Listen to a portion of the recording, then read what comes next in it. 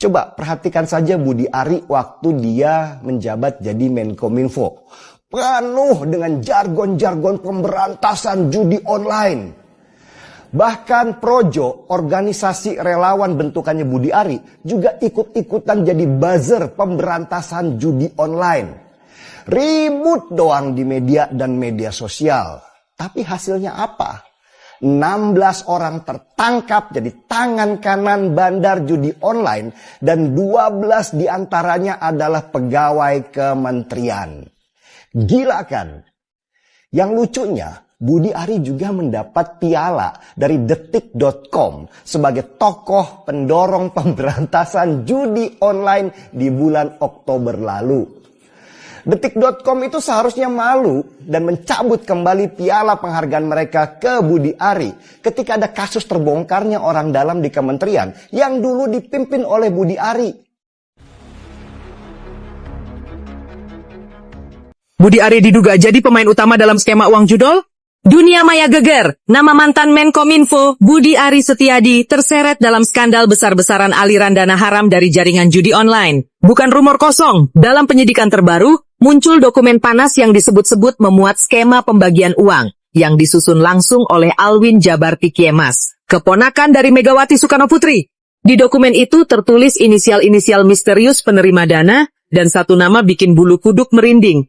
Ada inisial BAS. Publik bertanya-tanya, apakah itu singkatan dari nama Budi Ari Setiadi? Pakar hukum Zainur Rohman buka suara. Ia bilang harus ada pendalaman. Tapi, nggak menutup kemungkinan nama besar Budi Ari memang dipakai atau justru dia sendiri yang ikut bermain. Kalau memang benar dana haram itu mengalir ke pejabat negara, ini bukan lagi soal nama, tapi harga diri bangsa. Publik berhak tahu. Hukum harus ditegakkan, dan kalau terbukti, jangan cuma ditindak, tapi diadili di depan mata rakyat. Kode PM, pemain mewah di meja judo. Katanya sih, pemerintah serius perangi judo. Tapi kok yang jaga servernya justru pejabatnya. Dari balik layar ratusan situs judo, jaksa mencium bau amis pembagian uang. Yang katanya ada kode PM, bukan Prime Minister, tapi Pak Menteri. Budi Ari, Menkominfo waktu itu, muncul dalam dakwaan, dapat jatah 50% dari total 48 miliar rupiah. Jadi bukan cuma jaga server, tapi juga jaga setoran. Ada kode PM, ada CHF, ada D, R sampai AG. Rame-rame jaga server, supaya situs judul tetap hidup. Demi hidup mereka makin enak. Kejagung, gigi udah kelihatan. Tinggal gigitnya aja, kejagung. Jangan segan. Usut tuntas, meski yang duduk di balik layar. Pak Menteri sendiri.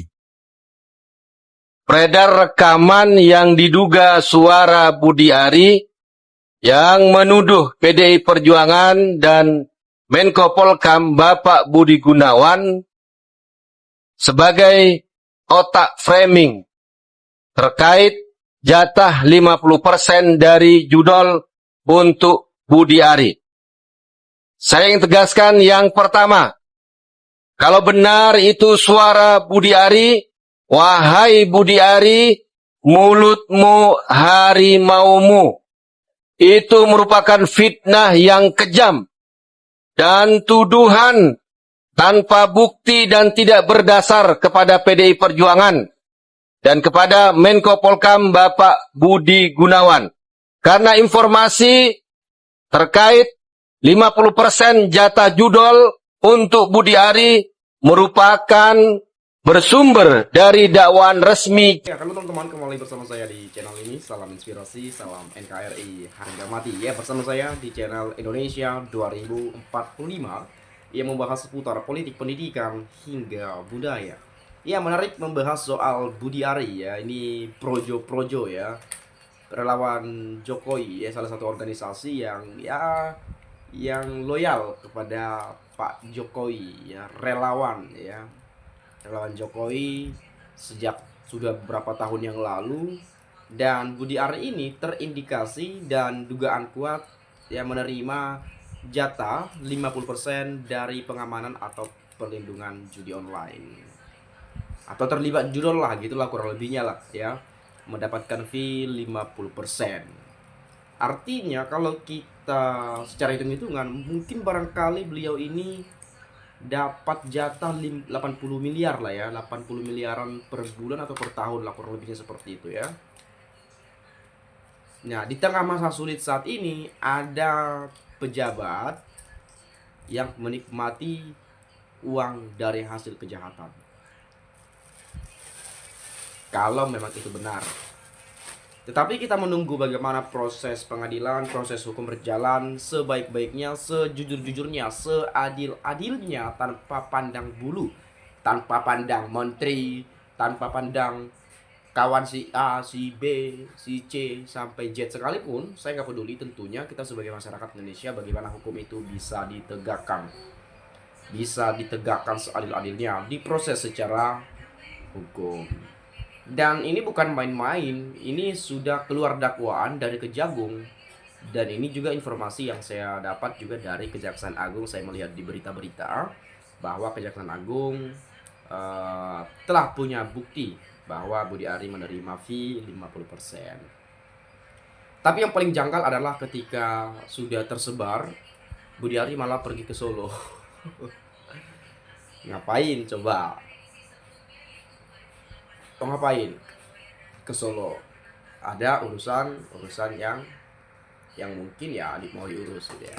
Saya nggak tahu lah mau ngapain ya. Ya, secara sadar kita tahu bahwa judi online ini banyak sekali sudah memakan korban. Ya, dari rumah tangga yang berantakan, dari ya sertifikat tanah yang kegadai, ya, dari mungkin anak-anak muda laptopnya digadaikan, HP-nya digadein, ya macam-macam ya. Ini banyak sekali saya rasa nih korban-korbannya, meskipun saya nggak tahu dalam bentuk apa aja gitu, tetapi ya saya meyakini bahwa banyak sekali sudah korban ya.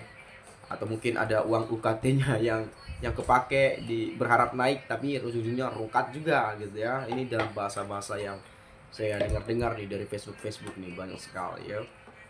Tetapi teman-teman, saya tidak terlalu jauh panjang lebar untuk ke sana. Saya coba melihat bagaimana pendapat dan penyampaian teman-teman kita. Saya akan ulas berdasarkan komentar dan pemikiran teman-teman dan Bapak Ibu yang mengomentari pada video ini ya.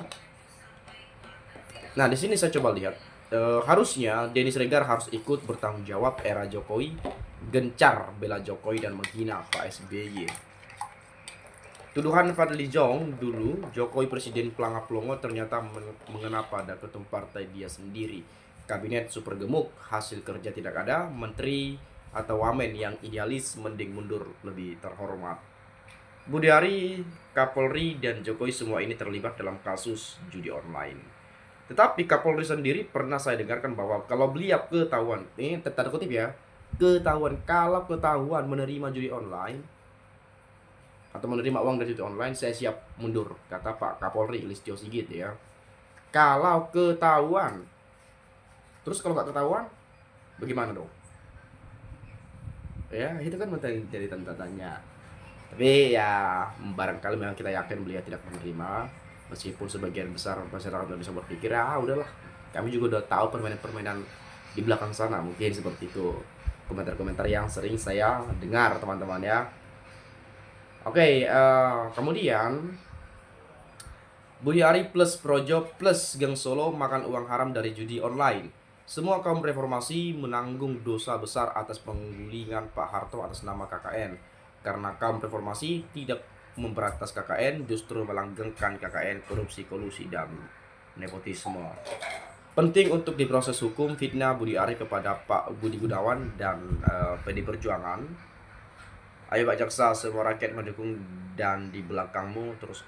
Ini kita memang bagaimanapun kita tetap support, kita tetap mendukung bagaimana dalam pemberantasan kasus judi online, baik itu korupsi, narkoboy, dan tindakan-tindakan kejahatan lainnya yang memang merusak generasi-generasi bangsa Indonesia, merugikan bagaimana masyarakat hidup itu dengan tenang, dan hal-hal yang lain ya. Tentu kita tidak menginginkan adanya suatu tindakan kejahatan yang sering sekali ya membuat masyarakat semakin sengsara dan banyak korban yang sudah terjadi ya.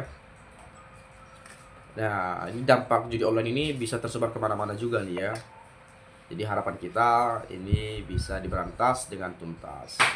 Oke, kemudian terkesan seperti tidak ada action untuk menindaklanjuti pemeriksaan si Bas ya, Budi Ari Setiadi, BAS ya, ini inisial tetapi saya tahu lah ya. Padahal sebelum-sebelumnya sudah banyak menteri atau pejabat tinggi negara yang dengan mudah dibekuk dan diberi jaket orange, sebut saja ex-Mensos dan ketua dewan dan lain sebagainya. Yang paling penting, yang paling fokus adalah isu yang diusulkan oleh para purnawirawan jenderal-jenderal Angkatan Darat, Angkatan Laut, Angkatan Udara agar wajib Gibran itu harus dimakzulkan dan jadi dari Wapres. Jika sudah dimakzulkan, maka negara Indonesia nggak ribut lagi. Kasus-kasus yang lain itu cuma sebuah cara untuk mengalihkan isu Gibran harus dimakzulkan dari Wapres.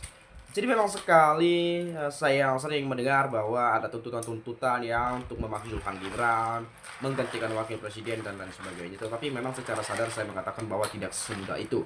Karena bagaimanapun itu adalah pilihan rakyat ya. Dan itu sepasang dan sepaket, tetapi kecuali ada hal-hal yang memungkinkan dan mungkin Gibran bisa dimakzulkan, yaitu sah-sah saja.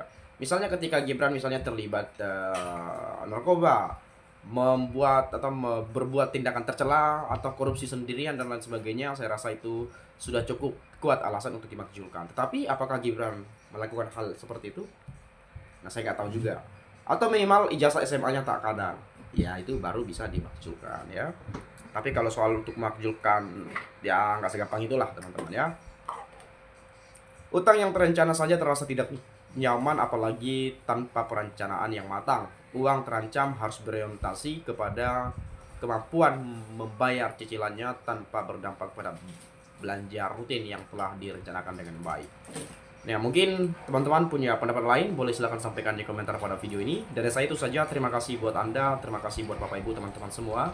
Bila mana ada ucapan yang salah atau kata-kata yang tidak menyenangkan, saya minta maaf ya sekali lagi. Dilarang baper, salam inspirasi, salam NKRI, harga mati.